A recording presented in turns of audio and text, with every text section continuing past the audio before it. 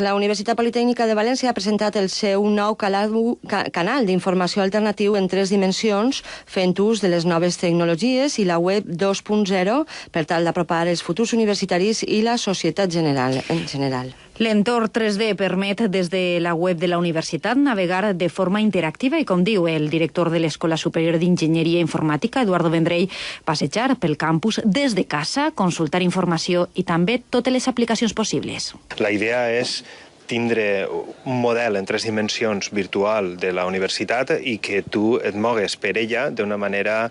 més immersiva, passejant entre el que són els seus recursos